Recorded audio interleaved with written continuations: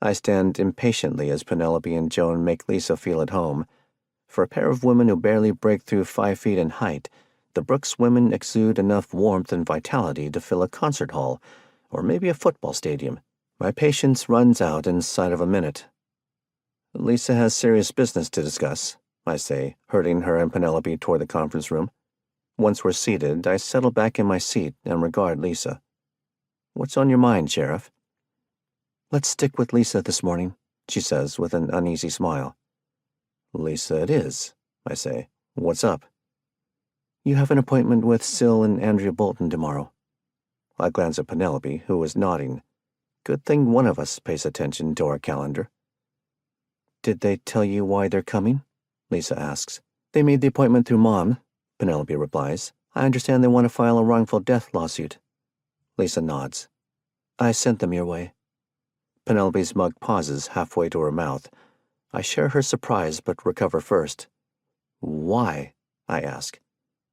Their son, Ty, was murdered a few days before Christmas last year. I grimace and mutter, Happy holidays. I know, right? Lisa mutters. I don't know what happened, and I can't find out. Why not? Penelope asks.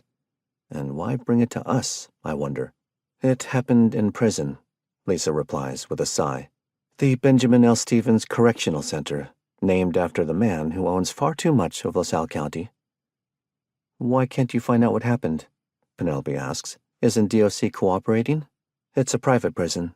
The Department of Corrections just mails them a check every month. They don't get involved beyond that. But private prisons were banned a few years ago, Penelope says in confusion. Times change, Lisa mutters. Now that she says so, I recall something about this in the news. It's not something that impacts us, so I didn't follow the story. I make a note to look into it when I have a few minutes.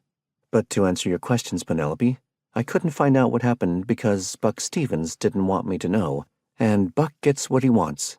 Buck being Benjamin L. from the prison name? I ask. Yep, big man about town, corrupt as a bent politician, ruthless as a mafia don, vile as Vladimir Putin. Just an all-around nice fella, huh? Lisa shoots me a tight smile. An absolute gem of a guy. Buck Stevens has his hand in every cookie jar in the county. That corner of Illinois ought to be called Bucks County. You think he had a hand in Ty's death? I ask. Not directly. He'd never get his hands dirty.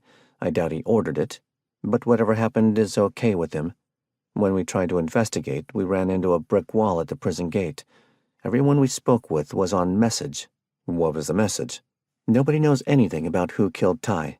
It's as if a hunting knife mysteriously materialized in the shower and carved him up before flying away back to where it came from, leaving nary a trace of evidence. Nobody saw a thing. Nobody heard anything. No one can imagine what might have happened.